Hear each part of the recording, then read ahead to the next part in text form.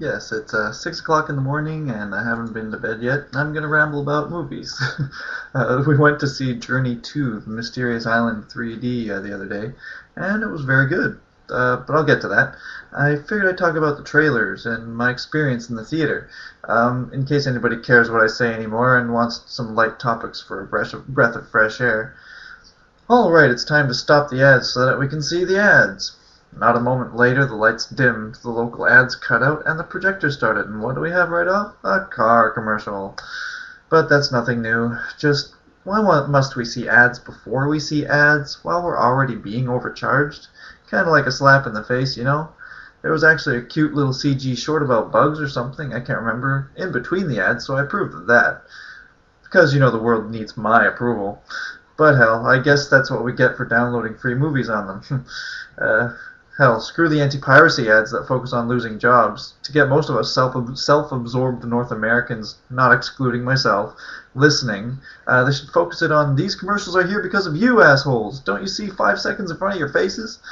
I bet that would motivate more people to look into more expensive, legal means. Well, let me put this into perspective. We are letting our entertainment industry determine our freedom of speech and information. But then artists should get their dues. Just wish there wasn't an industry of leeches between my money and my favorite band's well-earned pockets. But yeah, more legal means of consuming your favorite shows, movies, or music, or games, whatever people download.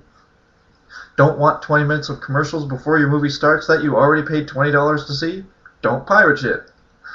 You want us to stop pirating shit? Then stop raising those damn prices. Is any of that extra $5 I spent on that $1 bag of popcorn going to the writers and directors of this film?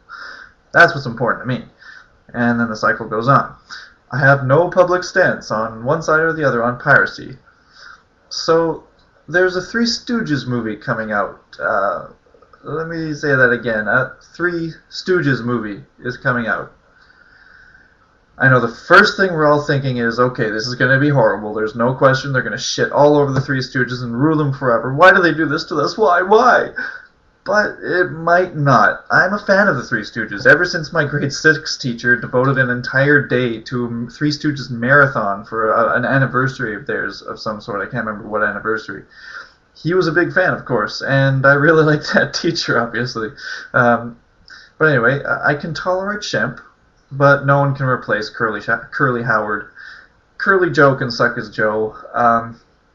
I know it's all just slapstick, and I thought I hated slapstick. Steve Urkel ruined it for me by turning slapstick into enter scene, fall into something big and breakable, wait for a laugh. It got really old really fast.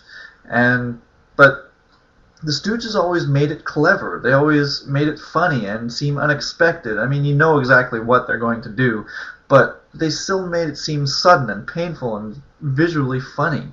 And from what I saw in the trailer, if they can pull that off faithfully, it might be worth a watch. Excuse me.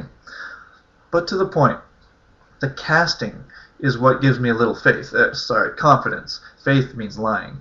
A little confidence.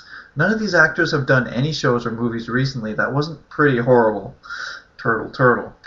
But they do have backgrounds in comedy that I have respected in the past. They are genuinely funny guys, or they were, just maybe poorly utilized in the last decade or so.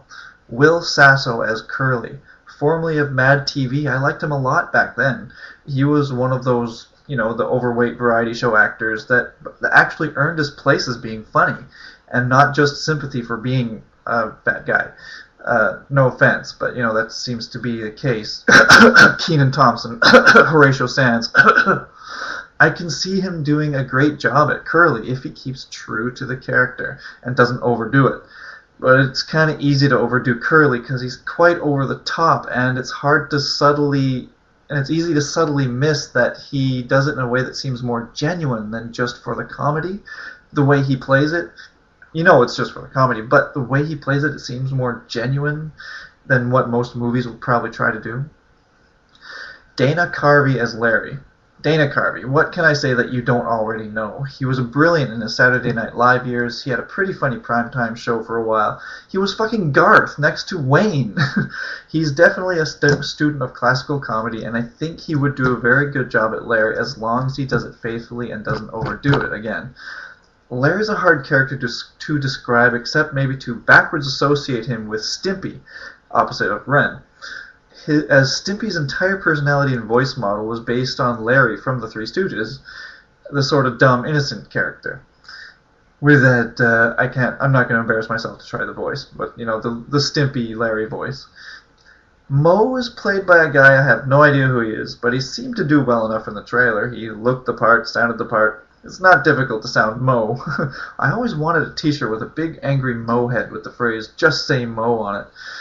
I saw it in a Spider-Man comic once. That one where Spider-Man is taking on the Grey Hulk and he ends up throwing the Hulk into outer space. It was back when it was penned by Todd McFarlane, and when Spider-Man had gained superpowers somehow, and he was even flying like Superman in it for some reason. I never knew how that happened because I wasn't a regular comic book buyer, or rather, my mom wouldn't buy me comics anytime I wanted them.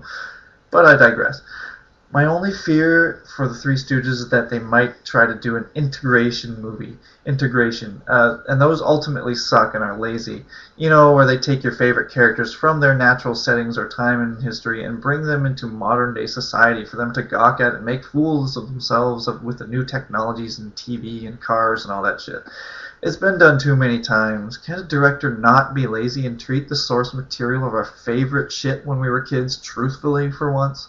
Can't you make a movie that mimics the time they came from or the place they came from? Is it that difficult to make up some sets instead of just using New York City all the damn time? Well, I didn't get an indication one way or another from the trailer on that, or I just simply can't remember it. So I can't say, but I will be seeing it, just not sure if I'll be paying movie prices to see it. I just hope they don't ruin it by making it too modern. I hope they don't add like Exqueeze-me's and shit like that. That would ruin it. But we were also in the movie, when we went to the movies, delighted to see a Looney Tunes short starring Daffy Duck and Elmer Fudd, in essence Daffy's very own Kill the Wabbit scene, apparently done with an old tape of one of Mel Blanc's voice takes doing the parts, which is why I was probably thinking these voice actors did a really good job on Daffy and Elmer. It was all computer graphics, but it was able to keep the flexibility of a drawn cartoon and oftentimes looked truthfully cartoonish, like 2D, due to some lighting tricks, intentionally, and it was a good homage. It was beautifully animated, brilliantly performed, and damn funny. It's set as a stage performance by Daffy operatically singing about his life as a duck always on the hunt. While Elmer, who we followed into the theater initially as an audience member, decides to go up and actually hunt Daffy on stage, while Daffy cleverly eludes and sabotages Elmer's every attempt. It just brought tears to my eyes as a truly worthy, true-to-the-source material, genuinely funny Looney Tunes skit, fitting easily alongside Bugs' Kill the Wabbit skit. Bravo, Warner Brothers, bravo. I'm also excited about that Wrath of the Titans trailer. We've needed another big ancient myth action movie. I love that shit, as long as it's good. And this one looks good. Well, it looks flashy. That's what the trailers are designed to do, but the flash looks substantial from my current perspective. But we all know how we can be wrong about these things. Last Airbender, anyone? Not that I can personally say anything on that because I've never seen the movie or the series, but most reviews I've encountered tend to take it as kindly as Episode 1, Star Wars. Excuse me. But to me it feels like a more faithful readaptation of Clash of the Titans. From what I could see of the trailer, again, I could be wrong. What really got me to sit absolutely still in my seat was the Hobbit trailer. I believe I've seen it before, but it sure has an impact on it. The dwarves standing up and singing. I mean, if you've read the book, those dwarves standing up and singing has an impact on you. But you know what got me most excited by that? What I think I could grasp of the trailer? We might actually get to see what Gandalf was doing all that time when he's disappearing on Bilbo and the dwarves. I know it was just a plot device to make sure Gandalf wasn't there in every scene, solving every problem for Bilbo and the dwarves, losing all sense of suspense for the entire story. But it always felt cheap and obvious to me the way Tolkien wrote it for The Hobbit. but with the look of the movie possibly following Gandalf on his quests while he was away from the Hobbit and the dwarves all those times, just gets me more excited for the movie. That's what that truly, I don't know. It's one of the most awesome things I can think to add to it. I knew part of the reason Lord of the Rings movies worked so well was that they didn't focus on just one group of individuals, but several groups, not allowing the story to get stale. I knew they'd have to interject something other than just the hobbits and the dwarves being abused by Tolkien. I mean, all the obstacles they meet. Filling in why Gandalf was acting like a deadbeat mentor all this time would completely enhance and enrich the experience. Again, my eyes watered hard at the prospect. Excuse me, I'm getting over something. I know it's all explained in the appendices or maybe the introduction to Fellowship. I can't remember. It's been a while, but it would be nice to see the movie form. I know it won't be exact, and all this will be, but this will be different since I've actually read the book before watching the movie this time. So I'll notice more things are wrong this time around.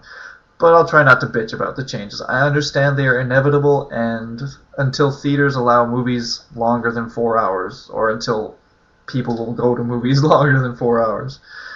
When you're paying $20, you probably should expect 4 hours. But anyway, that got me really excited, so I was really in a good mood for when the movie started. As much as I hate ads, some trailers are just awesome. So I've never watched the first Journey movie, the apparent original or the Brendan Fraser version. So I had no idea what was going on when the kid was stealing from a museum. I thought they were setting up a villain, but it gets explained. That's the boring part of the movie, but it leads them eventually to discovering the Lost Island.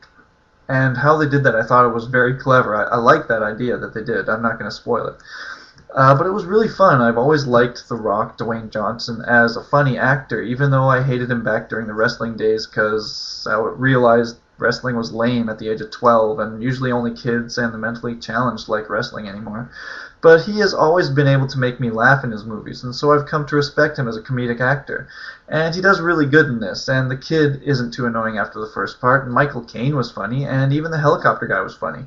I thought he would just be painfully annoying, and he kind of was, but I didn't feel agitated by him, and I could sympathize with him rather than see him as a pathetic, desperate, laugh-at-me target, which was the big mistake that killed Jar Jar and the prequel version of 3PO. But also the girl was a pretty good, strong character, too, in the Journey movie. Not very deep, but she fit the purpose without being just the girl, like a weak girl or anything. She was a good, strong character, and I always appreciate strong women. The movie was bright, colorful, beautiful, a piece of art. The animals were awesome, and the backgrounds were beautiful and brilliant. It was very enjoyable for a nice popcorn action flick. It was perfect for your eyes and just for your thrill seeking. It was just fun. It was only boring at the beginning, but the rest of the movie was just interesting and exciting enough to keep you interested but not overwhelmed, and just funny enough to be funny and not stupid. And that's important in one of these types of movies these days. It was funny enough to be funny and not stupid. And the 3D was actually used well and not over the top obvious, but not completely unnecessary to even wear the glasses underplayed either. It has some obvious plot flaws that would pretty much crumble the entire story, but the charm of the movie sort of allows you to ignore these things and just enjoy the ride. And it felt more like a faithful adaptation of a new Indiana Jones movie than the Crystal Skull did. It paid the respect to the type of story that it was more than George Lucas decided to pay respect to his own franchises. And that's sad in a way, but it was good for this movie, Journey to the Mysterious Island. Go see it. It was very fun.